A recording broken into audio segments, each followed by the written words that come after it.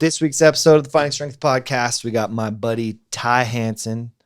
Tells his rad, incredible, surprising I was blown away. Story, right? I had no clue. Kind of cool, huh? Yeah, it was really cool. Very touching. I even got the goosebumps and everything. Yeah. The story is incredible. Yeah, there's some teary moments for Yeah. sure. For sure. Yeah. So excited for you guys to hear that.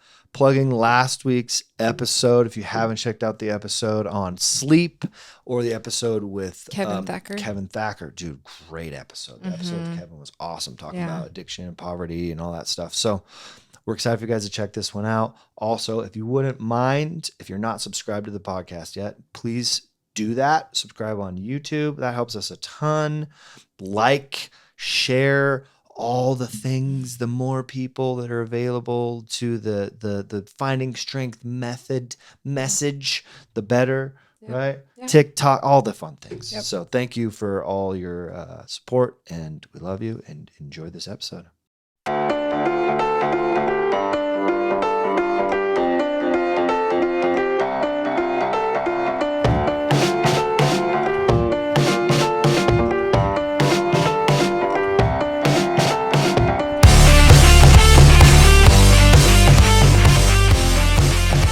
Ladies and gentlemen, my friend Ty Hansen. Oh, I love it. Well, are we? I guess we're already recording. Yes. We might just start from the beginning of that whole situation. That was awesome. I love it.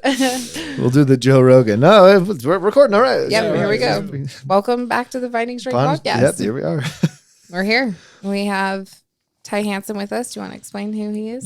Sure. Take it away. You explain who he is. Ty's you work with him. Ty's my good friend. Ty's the Ty and I met many moons ago. That would be an interesting story to tell too.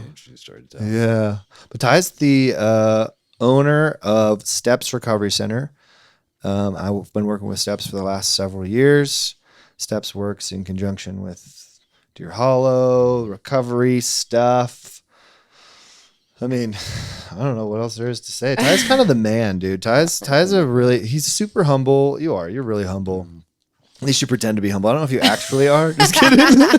No, Ty's very humble. He's been through a lot, and his story is incredible. And I just appreciate you coming on to do your thing and tell the deal, because your story is pretty incredible, man. It really is. Yeah, it's been a wild ride. It's only cool now, so it wasn't cool at the time at all. No. Well, and Josh Adams and Jordan Lee, that episode, Josh talks about you and basically just freaking picking you up by your freaking collar and getting you to the gym every day, and that you and Josh are really close friends. So it's kind of cool because Ty and I, we met, I guess 5-6 years ago, probably something like that.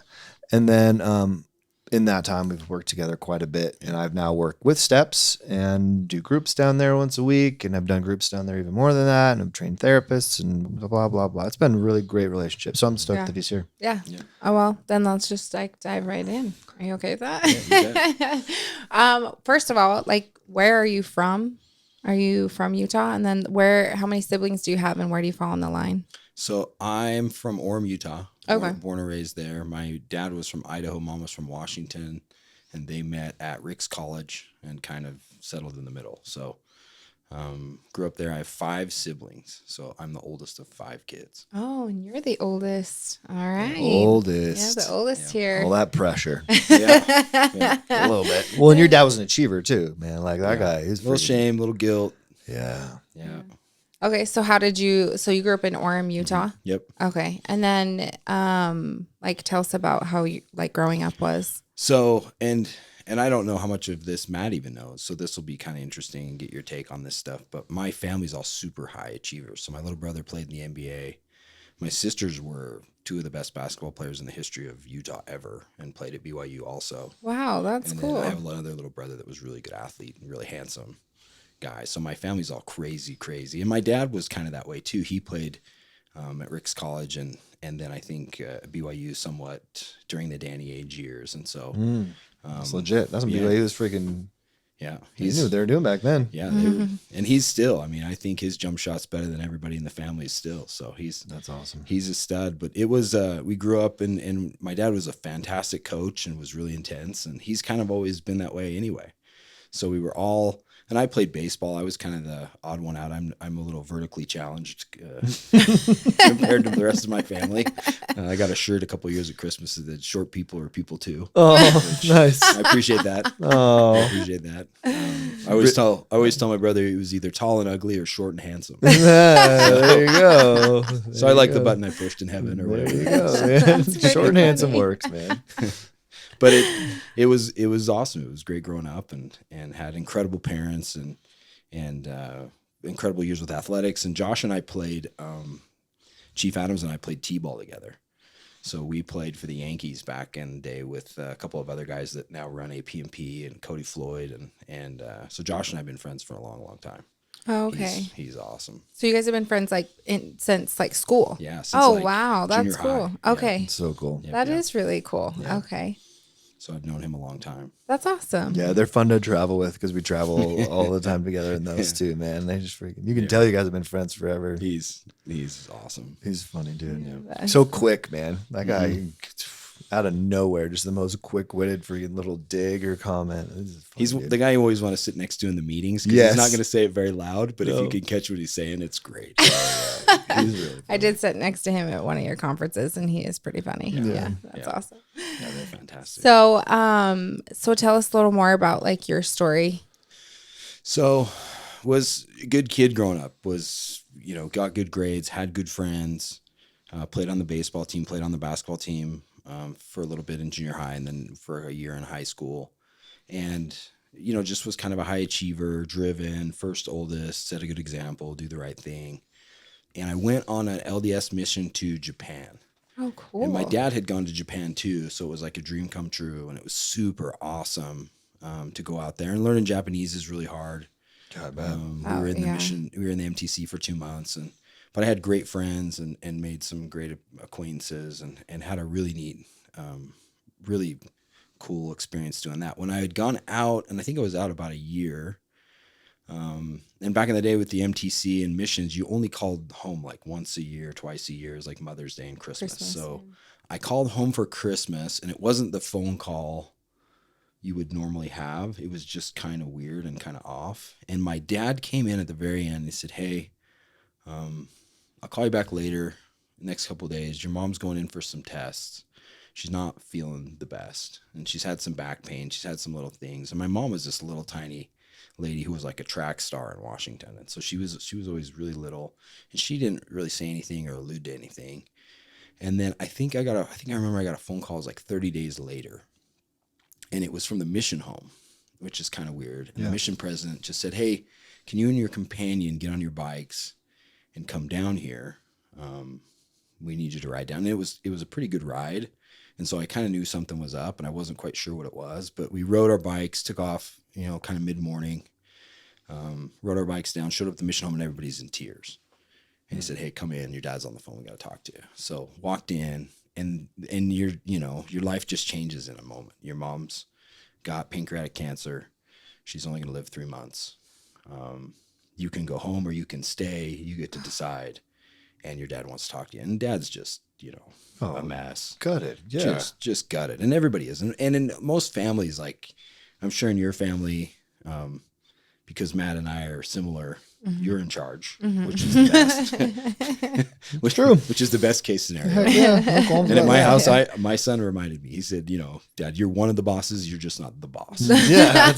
Nailed it. I love it. And that was the thing with my mom. My mom was wonderful and knew every girl I ever kissed and every date I've ever gone on and didn't judge anything and just loved unconditionally, was just kind of that person. And so Dad said, "You've got some decisions to make and you can fly out tomorrow and come home and see her here, or you can come home in 30 days for the funeral." And it was just oh my gosh.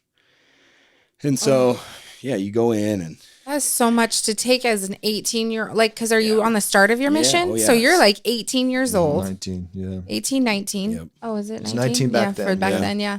Yeah. But that's still so young. And That's then a to get that baby. information and then be like, "All right, son, and choose what you want to do." and make some decisions. And that's a big decision. And the church, they were in a different position. They didn't know how to deal with a lot of stuff. Yes, yeah. And so the question was, you can go home and you can be there for 7 days and then you have to come back to Japan, or the option is you can stay home and finish your mission stateside. Okay. But you have to go back in 30 days. And so I hadn't even contemplated any of this. And I just thought, like, my mission's over. I'm going to go home and be with my mom. Yep. Yeah.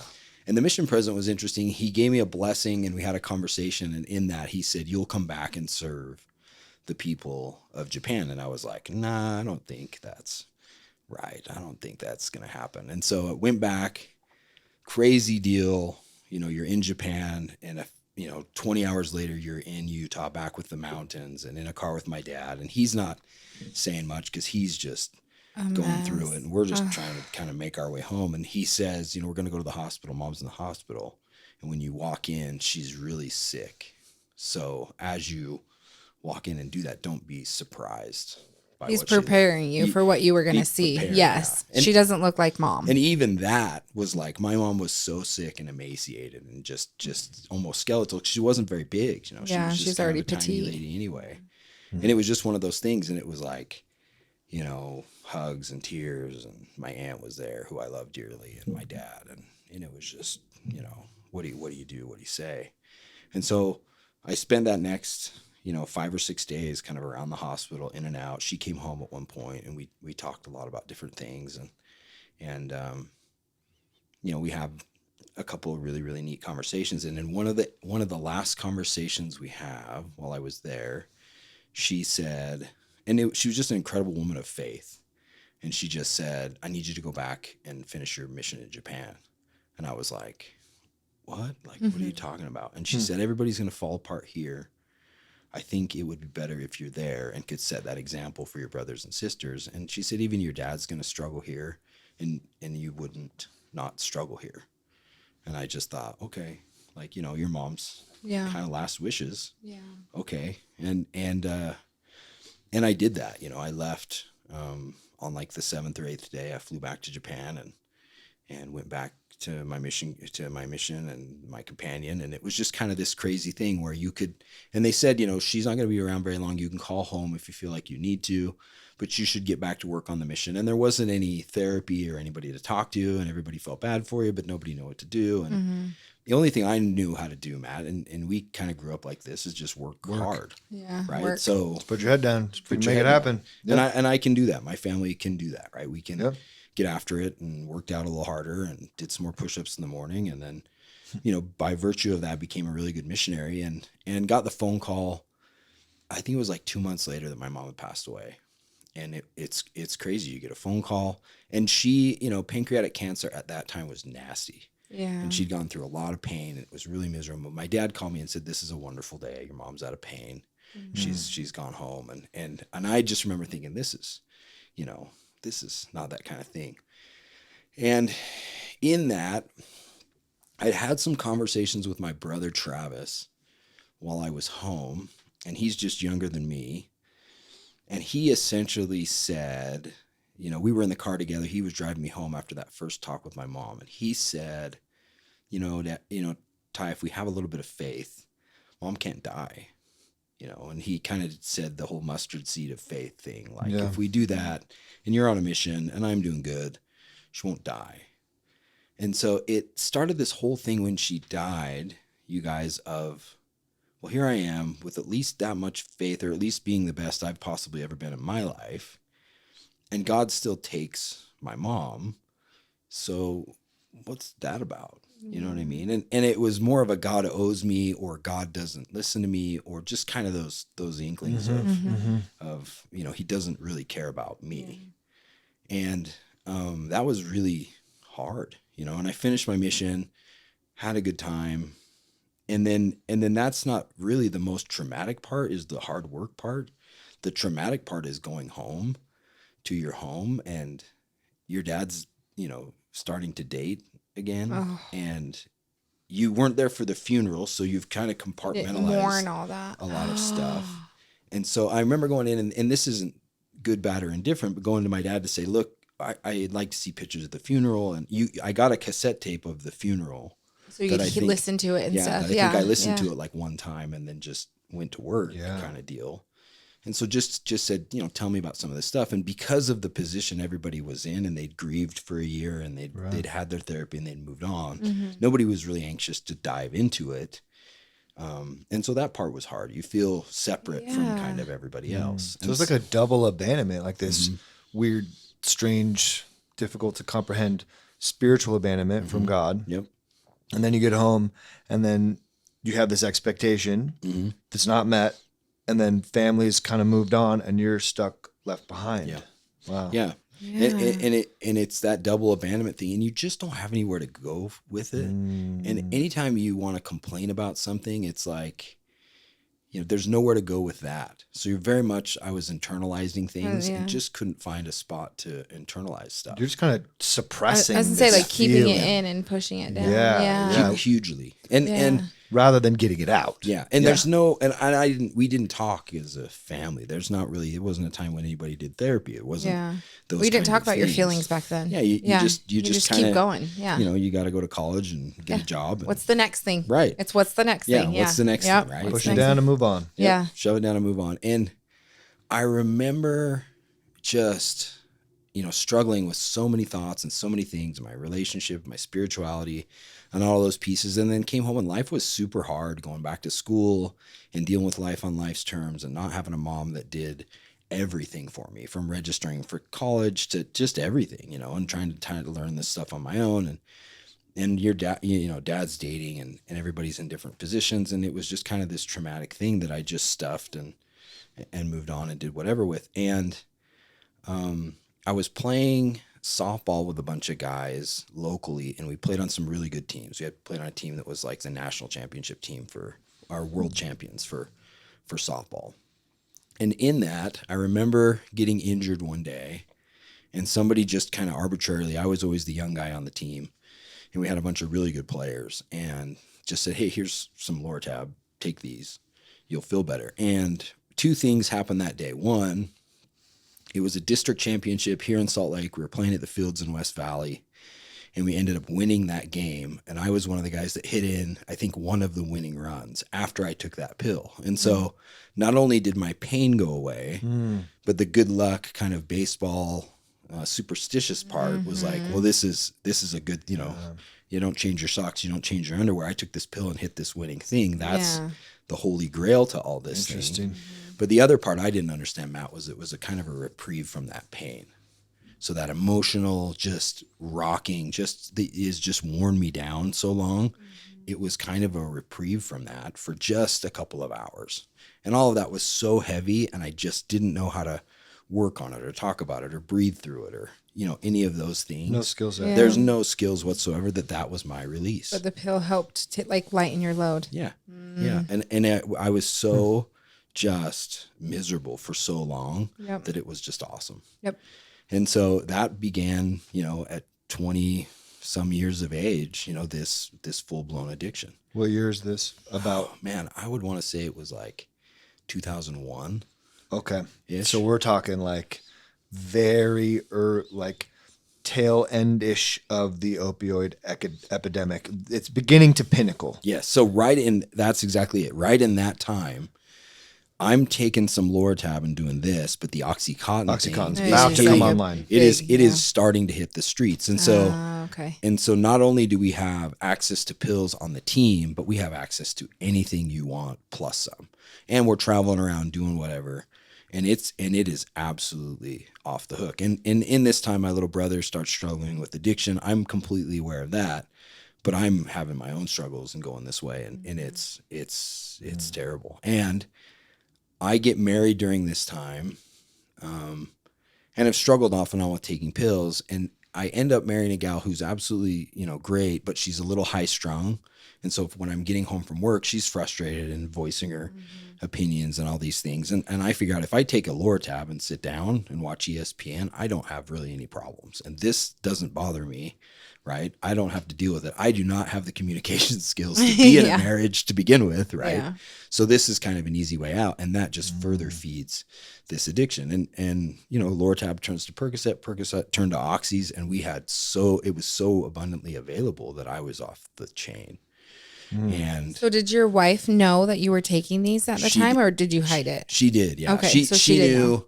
I had some addiction things before we got married, but this kind of enhanced things. Yeah.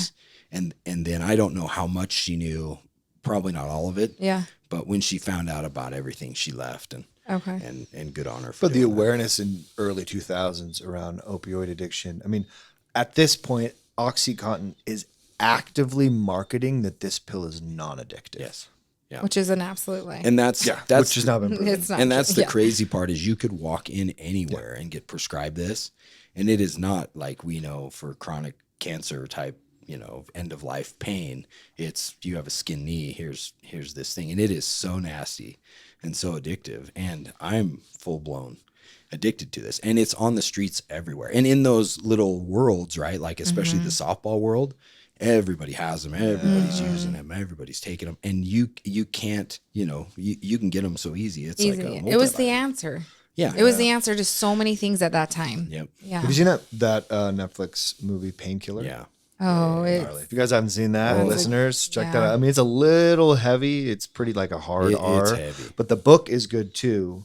I think my mom was reading the book. She was telling me about it. Yeah, But she was, amazing yeah. history of the Purdue Pharma family and how OxyContin came on. Yeah, it was a big deal, and to get caught up in that, hundreds of thousands of people at a time were becoming opioid addicted because of this OxyContin boom. Yeah. Yeah. And it's I just finished the book. It's a tragic set of circumstances, and the things we allowed to have happen, and the addicts that were created, and the people that died from it. Yes. And obviously those guys Continue to die. and continue to have issues, and a lot of that, we introduced that, society allowed that to happen. I mean, those are things, but at the same time, I was off the chain. And would do anything, would say anything, started stealing money, got divorced. That made things a lot worse.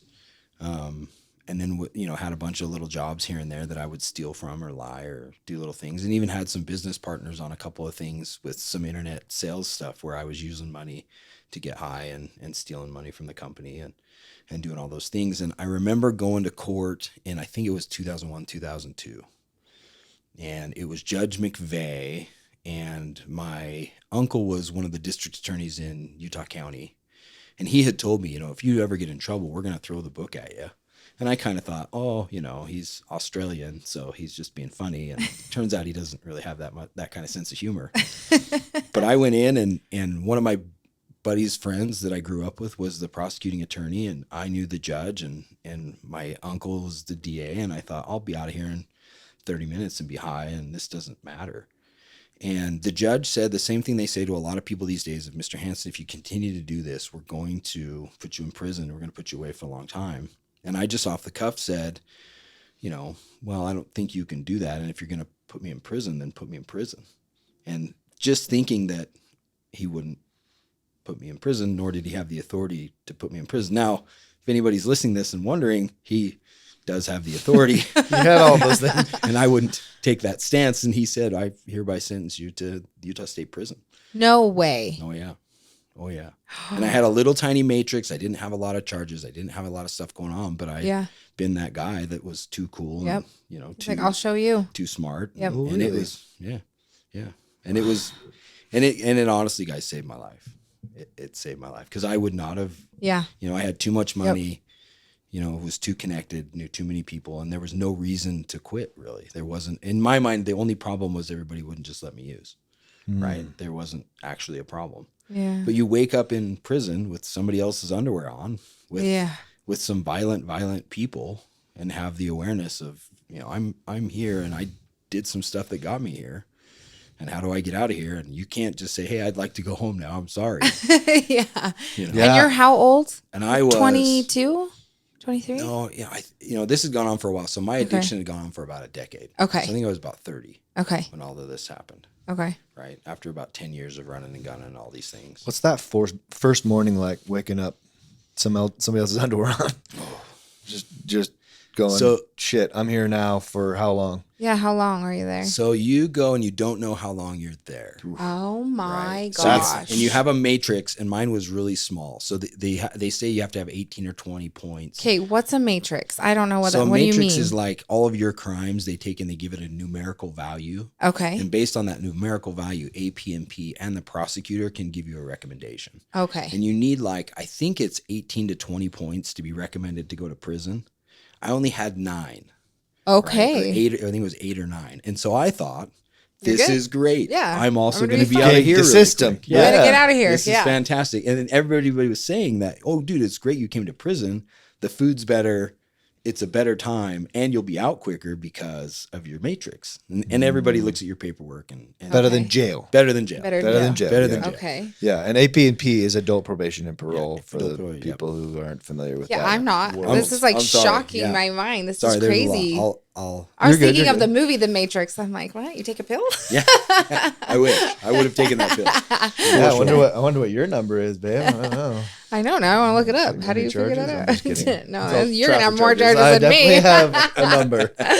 And Anyways, Yeah. but 9, that's crazy. Yeah. And the judge is like, nope, you're going. Yep. And he was an old Army colonel Okay. that I, sent a letter 2 years later and had some correspondence with. It was a good dude. And Yeah. just put him in a place where, Yeah. with 500 people in my courtroom, you're not going to be that guy. And Yeah. note So- to self, don't do that. So back to my question. Yeah. That morning, you wake up, So first that- morning, don't know how long you're going to be in there. Like, what does that feel like? So funny story. So this dude from Orem that is not hard at all, that has been raised, has a charmed life, has a couple of things. So we'll let everybody into the circle of trust. One, I have pink toenails.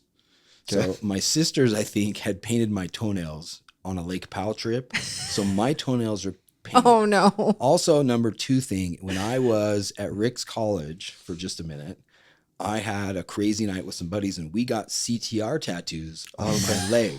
Okay. So on This my upper is so thigh, good. Okay. I have a CTR, CTR tattoo. Beautiful. So I am in a cell in my underwear, handcuffed to the guy next to me because they do intake kind of with everybody there, with like America's Most Wanted, and this dude with pink toenails with a CTR tattoo, right? And the Oh Mexican my guys are God. like, "Is that your gang?" And I'm like, I mean, yeah, Yeah. that's kind of my gang. Like, Yeah. I'm down with God. Like, and it is not cool. You sign a piece of paper that says, if I die in prison, this is where I would like my body sent. And it's like that one wake up thing of, what in the world? How did I get here? Yeah, how did I do this? And Oh. you're not going anywhere, and everybody's fighting. Everybody's, joining gangs. There's this old Polynesian guy in intake, and he's like, just while you're here, don't join any gangs, don't do any of the crazy stuff. Don't get in any fights. If you get in any fights, you can stay longer.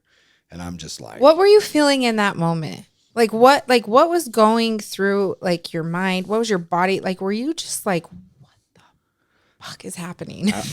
Absolutely. And I was starting to detox off of all the Oh, drugs okay. I had been on. Okay. And so it was like, the main thing was, how do I get some drugs in here? Because the other thing people said, well, you can get drugs in prison. Okay. And it's, you're in receiving an orientation for 30 days. And so you can't really get drugs in there. Okay. And so I had this guy that was my cellmate, and his name was Chewy. But he was really funny. He was this Mexican dude. He did not talk to me the first 2 weeks that we were incarcerated. And I thought he just didn't speak English. But Okay. it turns out that he was like this America's Most Wanted guy out of California. And he had shaved off his fingerprints. Okay. And As so- you do. As you do, Yeah, right? As yeah. part of that lifestyle, sure. right? And, my gosh. in that, they could not figure out who he was. So they kept sending mail for like different people, because he was this guy that was wanted in California and who was like the major heroin and meth supplier for the cartel that was in there. And he did not tell me this until way, way later. But the first 2 weeks, he refused to kind of have any conversations with me. This is your cuff buddy. Yeah, this is just your cup buddy. And I would look at him and talk to him, and he would only speak Spanish. And so like something happens, he figures out I'm okay. He starts talking to me. And the first 30 days, I'm like, this is my new best friend. When I get out, I'm never going to pay for heroin again. This is the greatest thing ever. Like, this is my guy. And yeah. interestingly enough, he's there for like 62 days We're in there together, and they go to move him. He gets remanded back to California because they finally figure out who he is. Yeah. Okay. Right. And he's telling me these different stories. And I said, hey, can I get your number so I can call you when I get out? Because, I'd love to hook up with you. I'm a great client, Mm-hmm. And he says, Ty, I wanted to tell you this. And he said, I'll tell you because I love you as a brother. Mm-hmm. And it's the most eerie conversation because there's no emotion to this, right? It's like black eyes. And he said, when I put my stuff on the streets, I'm hopeful it kills between 10 and 12 white boys every week, because the more people it kills, the more I sell. And he said, because of that, I don't want to give you my phone number. Whoa. And it was that moment for me of, I don't think my heroin is FDA regulated. And based on how it gets here in someone's rectum, right. This might not be the cleanest lifestyle I'm living, but it was that reality of, I don't want to kill you, and I kill people every day. Dude, that gives me goosebumps. And this is your homie. This is I thought this is my homie. He is your homie. He's looking out for you. He really was. Yeah, he really was. He really was. But it was the one dude, because I'd seen him give his phone number out to tons of people, right? He's moving. He's giving everybody his phone number, but he wouldn't give it to me. And it was a huge wake up call of this is not. Can I ask a therapist-y question? Yeah. I just want to make him nervous. Just kidding. No, and this is like a big question that's not necessarily directly related to this, but kind of sort of like, you're that guy though, Ty. Like, you're the guy that makes friends with the freaking heroin gangbanger dealer and is like, yeah. And then the heroin gangbanger dealer trusts you so much. He's like, no, I'm not going to give you my number because I kill people, whatever. And I want you to live. Yeah. Well, I'm going to add the judge to that too, because I think the judge saw something in you. Yeah. And I think he sent you for a reason, because I think he's like, I think this will save his life. Yeah. Because let's add him in there. I don't know, man. Like, what was that? Obviously, you're thinking in my head, like, I'm in that moment, okay, maybe I'm picking the wrong lifestyle. But as you reflect back on that from your older self. Yeah. And you look back, and maybe there's like a divine element to this. Sure. I don't know. Like, how do you make sense of that moment now? It's one of those God moments. It's one of those things of what, you've heard I sent the Eskimo in the ship, and I sent the firefighter in the ship, and you were waiting for a yacht to come, and so you didn't get on the boat. And I think I had good parents, and I had a good relationship. I think the judges warned me. I think I'd had therapists. I went to Cirque Lodge in 2000, and I didn't listen to any of the stuff there. And I think it was one of those God moments of, you can do this or you cannot, but you'll die. And and we're kind of done. And we're done kind of talking. It's like speaking of Matrix, yeah. A real red pill, blue pill moment. Yeah, no, for real. And we all have those. I mean, I think that's why a lot of these legends or this lore, these stories appeal to us as humans so much, because throughout our entire lives we have these pivotal moments where we're handed this completely unexpected dose of reality.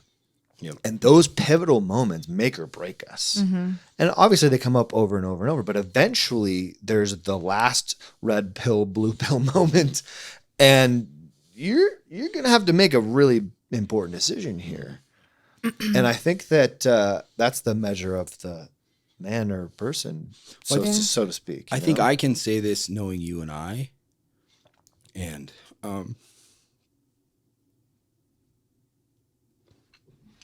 in spite of ourselves, a lot of people sit down with us to have a red pill moment. It's true, man. And a lot of times we have to show up in ways that are unkind and a little bit abrupt, which doesn't align with my spirit very much, to say, hey, today's the day. And people did that for me. Yeah. You know what I mean? And it's not anything I love to do, but I know spiritually I try to be where I'm supposed to be. And when you have problems at steps, I'm the last conversation you're going to have. And I can speak to, look, I didn't listen. And if I had listened at Cirque Lodge, this would be a completely different deal than it is today. So it's part of the gift of the entire thing. It's part of the give back is you and I have some interesting conversations with people that aren't very nice sometimes. And it's like, look, man, you're only going to get so many opportunities. And with fentanyl and all we have today, that's the sad part is. Well, and the thing that I had to realize for myself, and that I think I've learned helping people to make this realization is important, is it's not just about me. Yeah. This is the we over me thing that comes up all the freaking time. Yep. And when you realize, like, oh man, like I'm fucking up. Yeah. Not only that, but maybe there's something else I could do with this life experience thing that could be helpful to other people. And there's your mustard seed, right? Yeah. Yeah. That little idea is so powerful. If you just water that thing and you just nurture it, eventually it sprouts and you can really see why you're here. Yeah. And all of these crappy, difficult, painful moments are leading up to that moment. Mm-hmm. And that's why you have to have people come at you and throw the book and be the thing that I like to tell therapists all the time is I'm like, you have to send a message of capability. Yeah. That's inadvertent. It's this underlying message of capability. The worst thing you can do for a teenage boy or girl or whoever is create dependence. Yep. You have to allow them to individuate and give them this message of capability. And a lot of times that sounds like, guess what, dude? You got a $310 ticket for driving your friend in the car. You're paying for the whole thing. Yep. Right? Or guess what, dude? You think you're just gonna leave treatment and you're gonna go back and get high again? Let me tell you actually how this is gonna go. You want to hear the truth? If you're open to it, I'll tell you. If you want to just leave, that's fine too. And then they say, yeah, sure, hit me with it. And then you freaking punch them in the face with the truth. Yep. That's not how this is gonna go. Yep. I know how this is gonna go. I've been in this game a long time. The reality is the next set of moves on your chessboard are either near death and certain misery. Mm-hmm. This is not going to get better for you anytime soon, unless you choose to wake up. Yep. Yeah. And I had a dear friend who Desmond Lomax. Desi, man. Desi. My boy. He's been on the podcast, dude. Yeah. Yeah, we love Desi. And he was my therapist in prison. Good guy. And because of the relationship we had, and it's funny you say that, he wasn't altogether nice.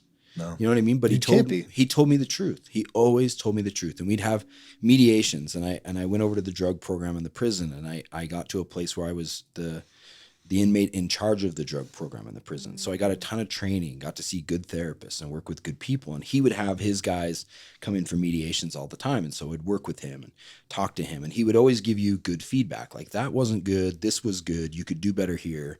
What you're saying is a little too shamey, right? A little too much of this. And it really was corrective feedback that when 3 months in, he turned to me and said, when you get out, if you want to have a good life and be a therapist, you could. Yeah. It took me 3 days, Matt, to go, why would he lie? I had so little self-worth that why would he lie to me? And I couldn't find the spot where he'd lied before. And so it gave me a little bit of hope as to, I might be okay. Maybe there's something. There's one person saying I might be okay. There's maybe. Well, and they've been honest with you ever since, like the beginning of your relationship has always been honesty. Yes. Yep. And like to finally gain that friendship somewhere in the darkest moment of your life. And then to really contemplate, like, okay, he's been honest with me from the beginning. Like, that's a sense of hope there. Yeah. Something to grab onto. Because you have no hope. Everybody comes back. This is my first time. You'll definitely come back. I mean, the overwhelming message is that this is going to be the rest of your life. And so that for somebody to say that, it doesn't have to be, is like the 1 out of the 3,000th message you've got. And you just go, that's weird. Why would he say that? That's dumb. Yeah. So while you're in prison and you have this inmate and, he doesn't give you his number and stuff. And so you're like really contemplating like, oh, like I could die. Yeah. So was that in that moment, like when you're like, okay, I'm going to try and get clean, or was there a longer process to? So in that moment, it was kind of the realization of this isn't really where I want to live and what I want to do. And I had a little bit of a wake up and enough sobriety after 60 days to kind of go, this isn't me. Okay. You know what I mean? And if this guy sees it in me, then maybe there's something there also. And so I got moved over after 60 days to the drug program, and I had access to great counselors, and they run a treatment community. So a lot like the Other Side Academy in Red Barn, and you get a ton of just brutal feedback. And it was really good for me to hear how I show up and the things I do and the lies I tell and the person I am. And we had good groups where, you know, that was kind of the overwhelming theme of the games you've played that get you here and not the ones that are going to get you out. And so it was at a time when that program was running really well, and they had great, you know, Desiree Conley and Greg Hendricks and Desmond and just, you know, great people that were there and supportive. And I worked my way up to be in kind of leadership positions there, and then worked my way up to be kind of the unit coordinator that's over everything. And you kind of get to see all the pieces, which is just fascinating, because security doesn't want to be there. Therapy wants you to be there. They all have to work together, right? And what's that marriage, you know, dysfunctional marriage look like? Yeah, wow. Yeah. Right, yeah. Oh, wow. A lot of moving parts. Yeah, a lot of moving parts. And we had great guards that were good people to this day that helped change my life, because their overwhelming message is, you know, the only difference between you and I is I got caught. And they're kind and they're empathetic. And those messages are huge for the inmate population. Wow. And so while I was there, I remember, you know, kind of the wake up call piece is I had my bishop that was my bishop at the time call me down for a visit, and it was in a single cell, and they don't ever kind of do that. They go different places, and security was kind of there, and he said, "Hey, I need you to read this." And my little brother had passed away. And my family was so embarrassed and hurt and going through their own grief that they didn't come tell me. And so this paper was like 3 weeks old. And he showed me this paper, and it was my brother's obituary, and my name was on there. And he said, "Is this your brother?" And it was like, you know, yeah. And so, that in my entire incarceration, I never called home. I was so shameful. I was so embarrassed. My family was so embarrassed, you know, all of these things that I'd done. So it was the first time I called home to talk to my dad, and he just said, "I'll come visit you." And this was your younger brother that was struggling when you went into prison, right? Okay. My younger brother, and he'd struggled on and off. He'd had his issues, and just, you know, was in an argument with his wife one night and took too many Xanax and didn't wake up. And the amount of times I've done that in my life is, you know, hundreds, and I've always woken up. And so there's survivor's guilt in those pieces. Yes, you can't overdose on benzos and die. Oh, absolutely. It'll shut down your respiratory system. Shut down his central nervous system, and he would, you know, was trying to be sober at the time and battled it for a long time, but he was talented and handsome and just a great, you know, somebody that we miss today because he was so much fun. Yeah. And so that was kind of the last of those things, Matt, and you guys talk about it, where it was this thing where I went into therapy with Desiree Conley one day, and she said, "This is the greatest gift anybody could ever give you."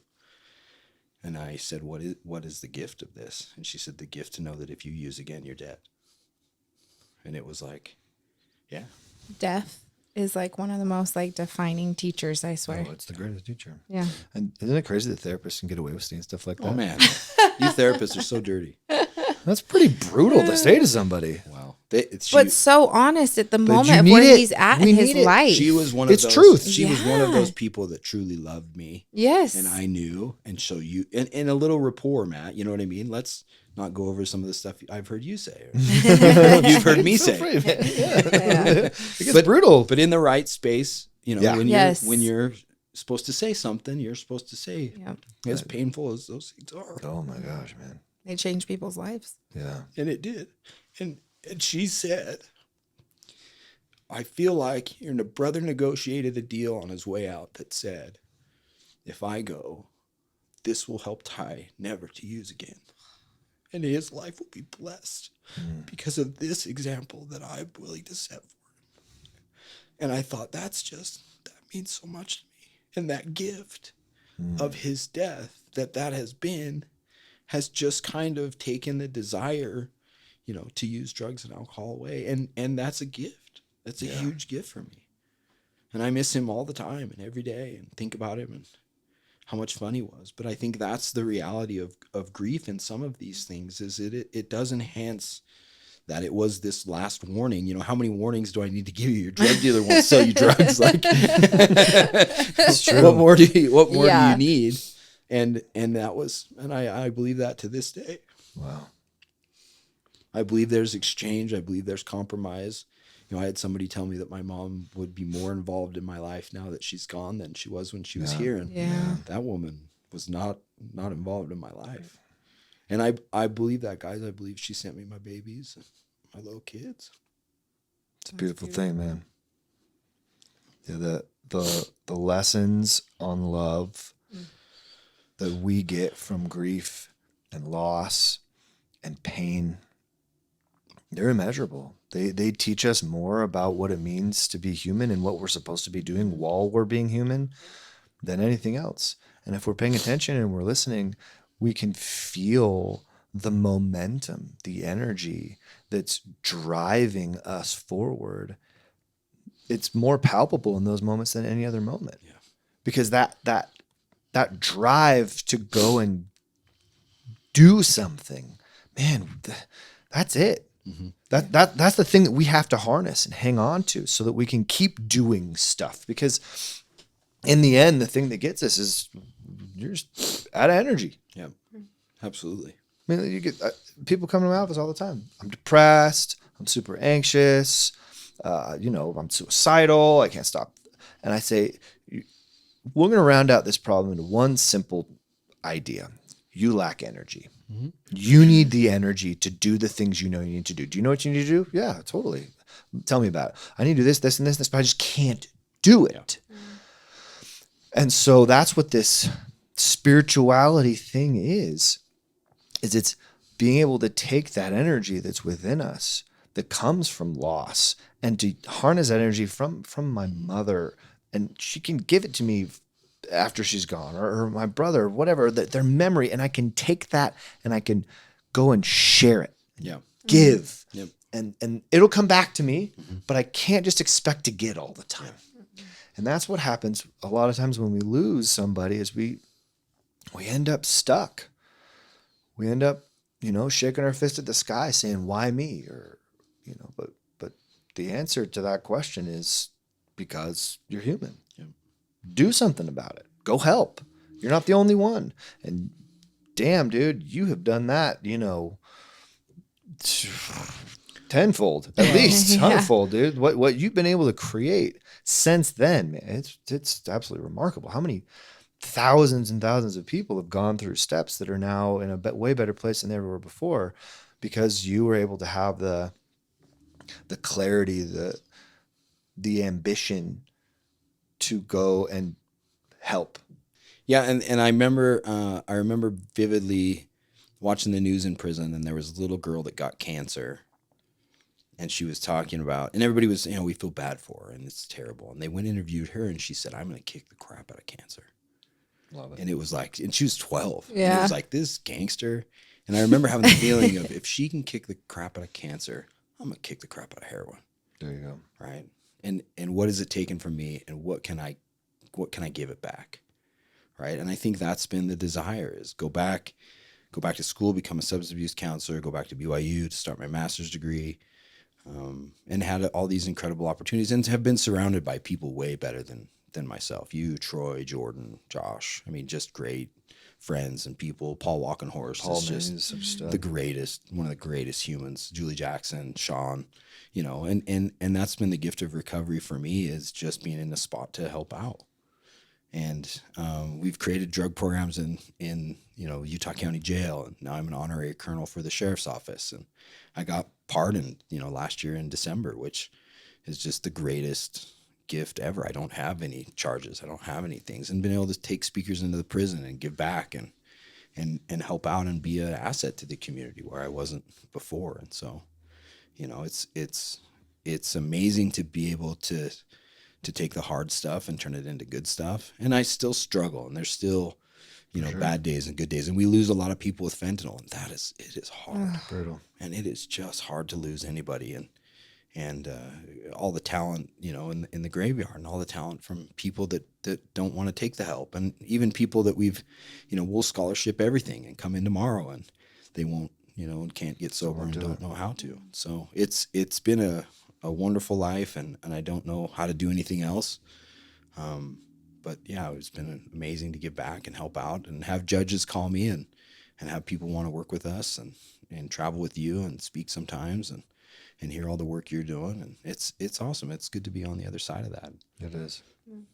It's almost like you guys give hope to other people now. You had the people that were in your lives that gave you hope, and now you get to return that and be that connection for someone else. Yeah. That's so beautiful. I've as we do more interviews with people who have been through like a STEPS program and stuff like that, like Kevin on last year, I've realized that community is very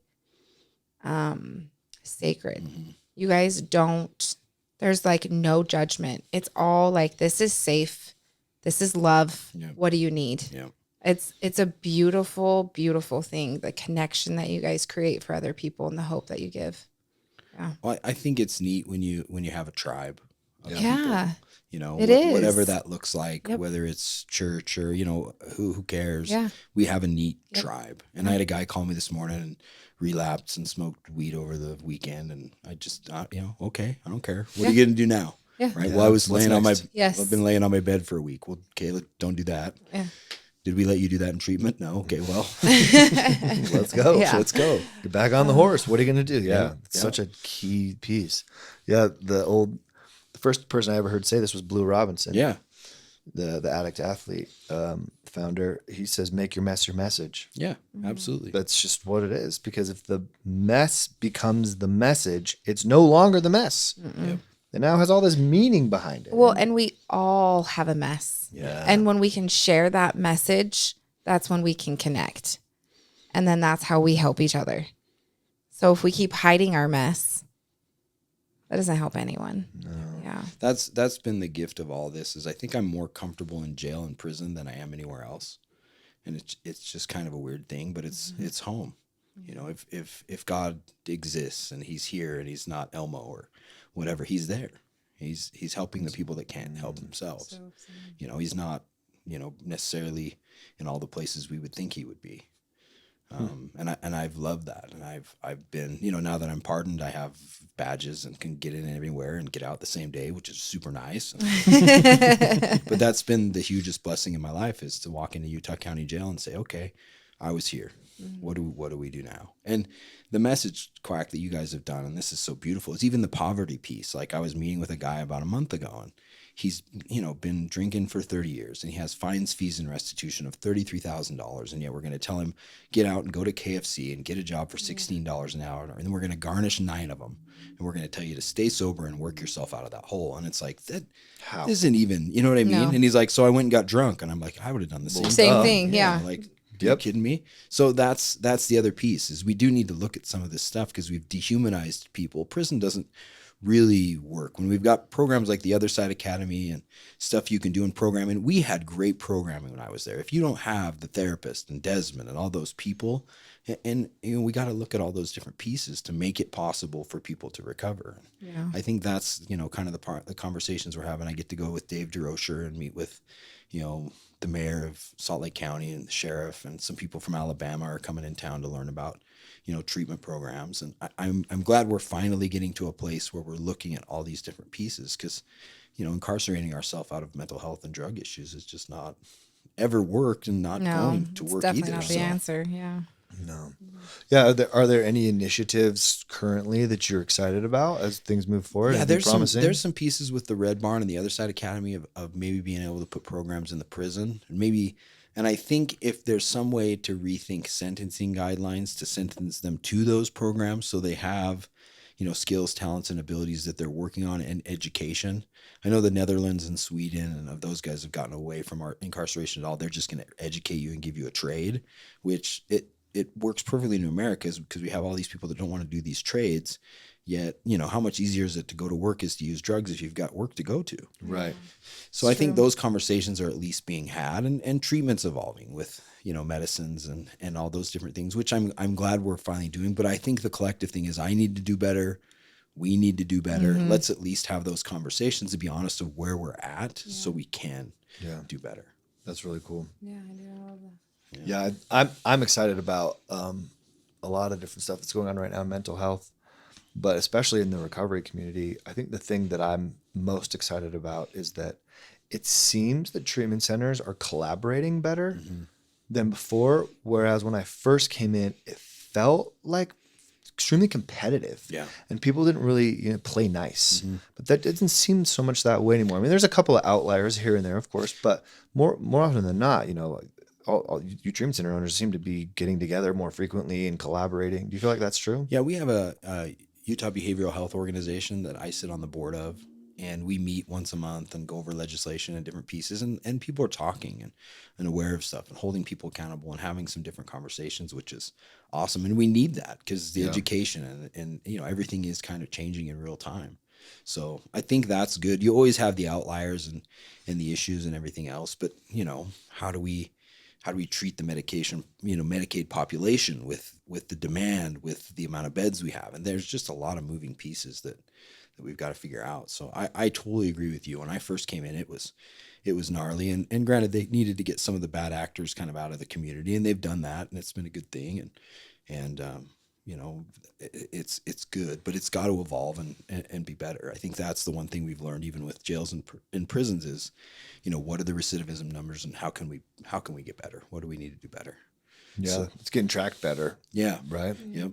Yeah, that's Outcomes are finally getting tracked. Even Steps is doing a better job at outcomes than alumni. And we need those metrics. Who's doing good? What are we doing that they like? Yeah. You know what I mean? What are we doing that they don't? And what else is there? And I think there's been so many, you and I have had so many conversations about TMS and ketamine and all these different things. And it comes down to the end of the day that if somebody gets on that and stays sober, then why do I care? It's true. Yeah.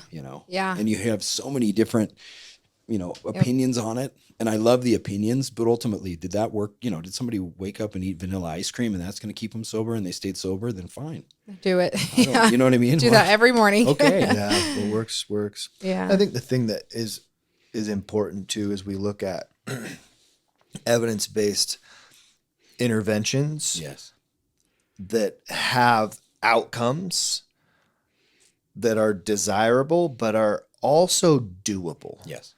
And this is the thing that gets kind of wacko in the recovery community is the old school model of recovery is let's build the living shit out of an insurance company and throw somebody in a my aunt the other day was talking to me. She's like, I got this lady who really she's been institutionalized a couple of times and she really needs some help. And I just think you'd be a good therapist for her.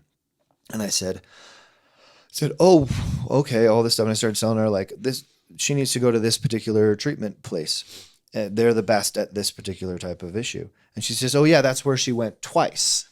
And so the public perception oftentimes is going to treatment is institutionalization, right? Yeah. And I think we're kind of moving away from that into like a more holistic model of, round the clock care that provides not just therapy, not just a place to sleep, but also provides life skills, provides holistic treatment models that are also evidence-based, because we've been so heavily focused on like, let's get them into therapy. Yep. Let's get them talking to somebody, and they have this intense treatment for 30 days, 60 days, 90 days. And then we're like, okay, you're done. See you later. Yep. And then we throw them back out to the same family, to the same environment, to the same situation. And they have all this therapy that they've done and they're better. But now that's why I love what you guys are doing at Steps is you have this amazing evidence-based step down program, and you have this recovery residence that's just best of the best, which is what people need, because in the end, the enemy of, recovery is isolation. Mm-hmm. And we need people to be connected to one another way better than they ever have been before. And as good as therapy is, and I'm not knocking therapy, people, like therapy is great. As good as therapy is at doing what it does, I connect with these people in therapy, but then they go home. They got to translate that to making relationships, to making connections.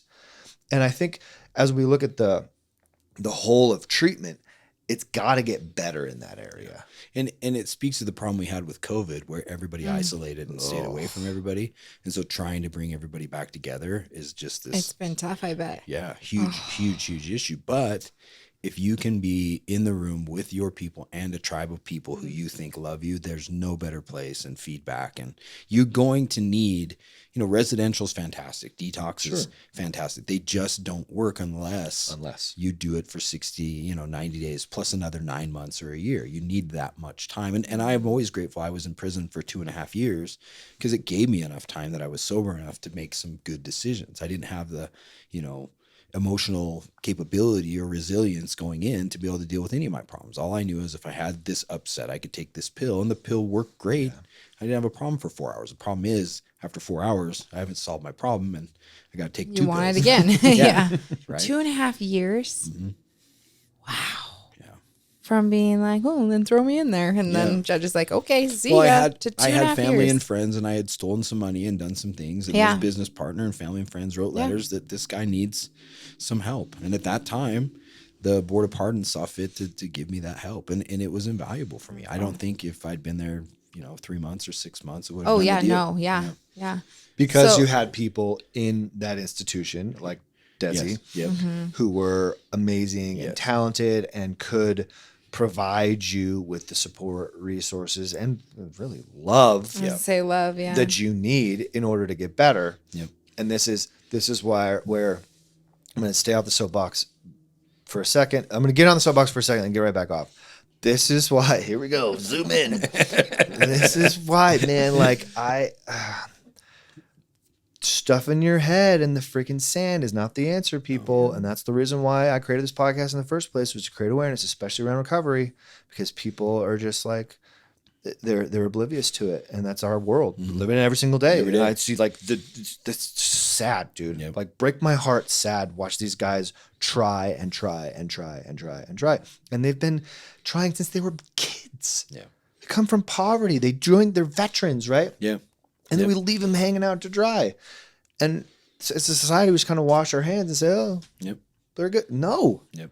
Like we can be more generous. Yep. We can do better as a society. We don't need to be so damn greedy with our own freaking, I don't need a freaking $150,000 boat. Like, sure, it's cool. You got cool stuff. I get it. But man, isn't there a better way to support each other? And I'm not talking about communism, folks, but I am saying like, can we just be a little bit more charitable as a society for us as human beings instead of so cynical and judgmental and disconnected? And I don't know what that looks like, but man, it's just this is one of the bees in my body that just friggin' lives in there all the time. But I feel like I feel like it is getting better. Like I don't. I'm sorry. Yeah. I just feel like it's getting worse. Yeah. But maybe you do. I just feel like humanity, like there are people like you and Ty, and like we've had Kevin on here and Maui, like they are contributing back. And then like when Deer Hollow does their fundraising, like there are people giving back. It's true. There really are people who are trying. Could there be more people to add to that? Yeah. Sure.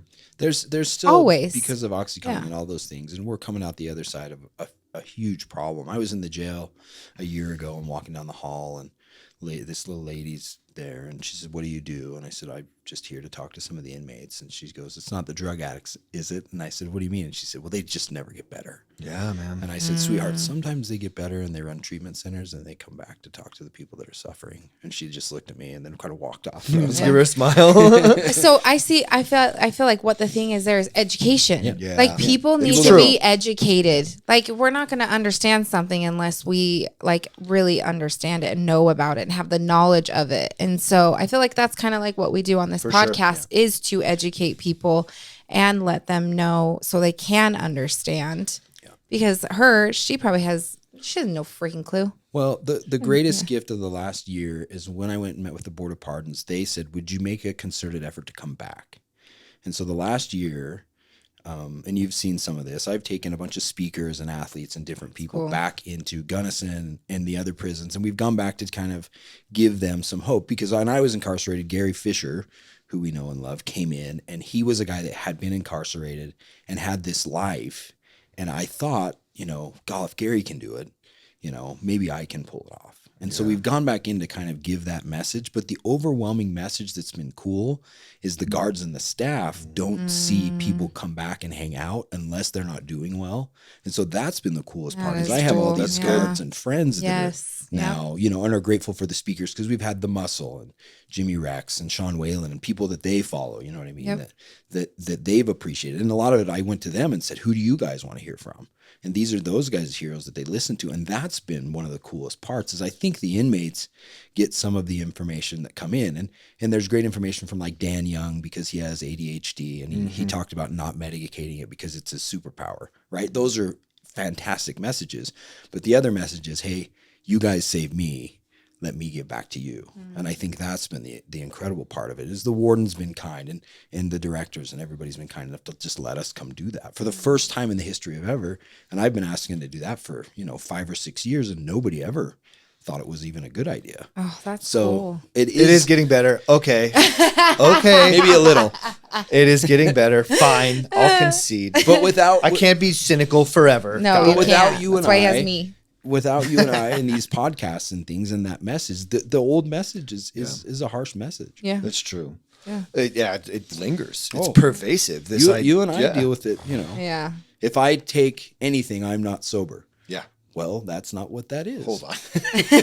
But those are our people that are in crisis that are have so much anxiety over not doing the right thing, trying to do the right thing, like. We have to be there to kind of say, look, man, it's not that kind of a deal. Yes. Yeah, that sobriety message is an interesting one, like the all or nothing. Well, that black and white one is it's not necessarily on its way out all the way, but it's getting the idea that sobriety is not necessarily because like the way that I'll say how I say it, right? Like there's a bunch of different books that are about this and stuff like that. Like one a really good one is Johann Hari, Chasing the Scream. Yep. Amazing book. Oh, just so good.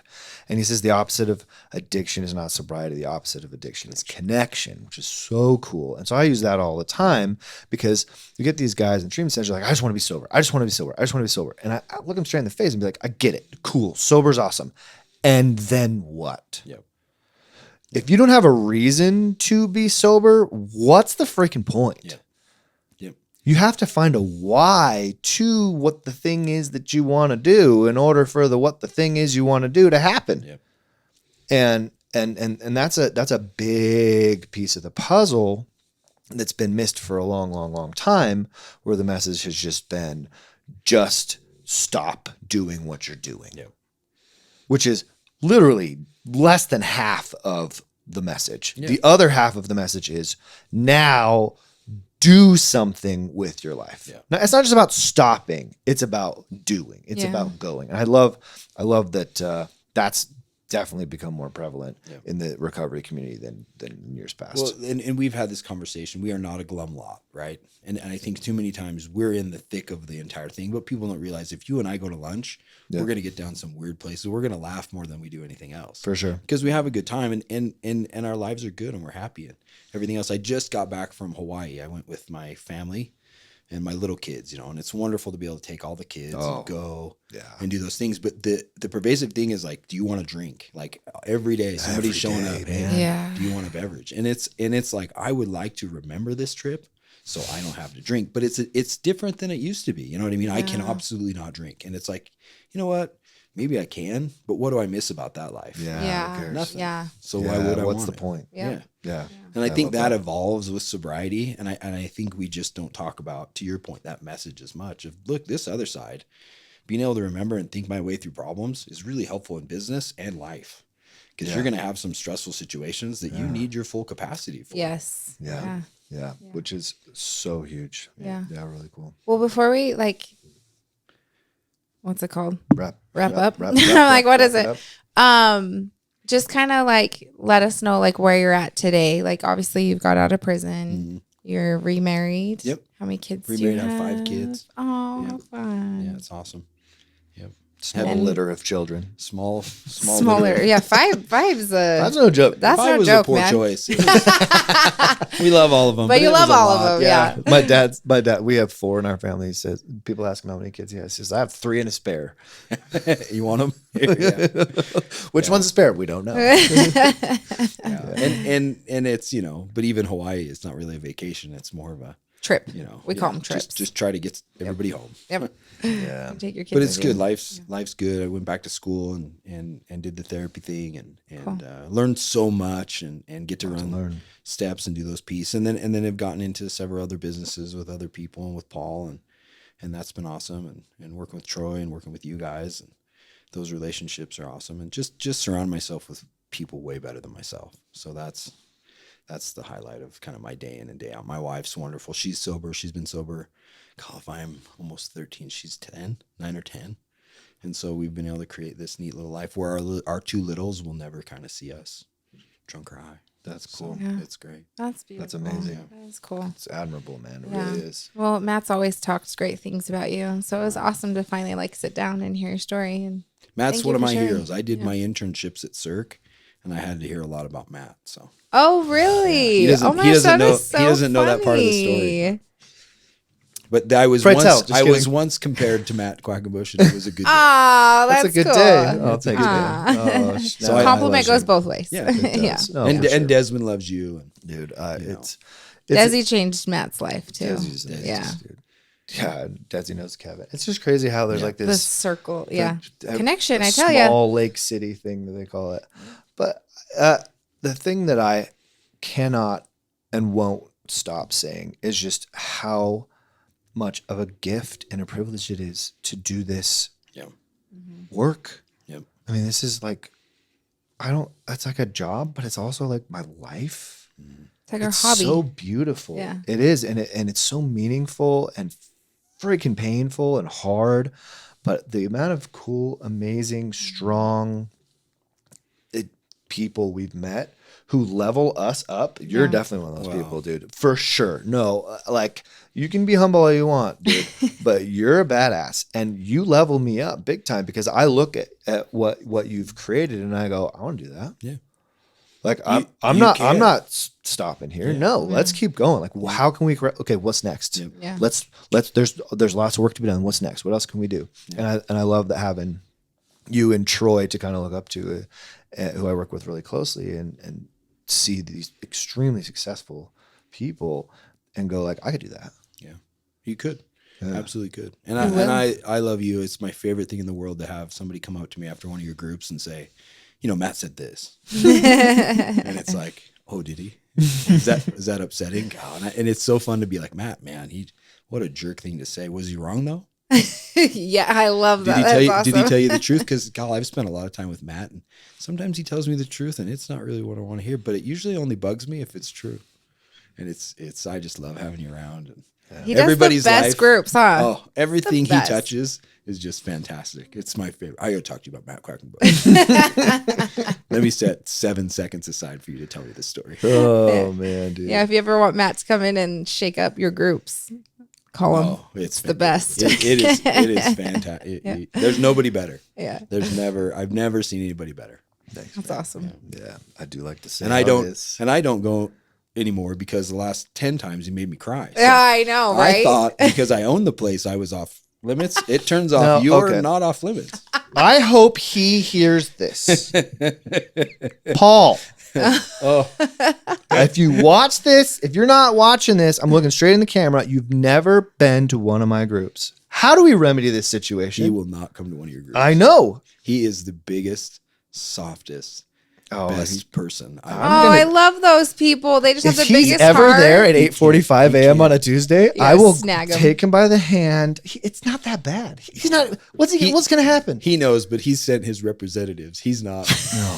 He is the nice. He is the most honest, kindest, human ever that has so much anxiety and grew up with so much depression. But he was a 5-star athlete, so we put him on a field in front of 30,000 people and said, "Hit that guy."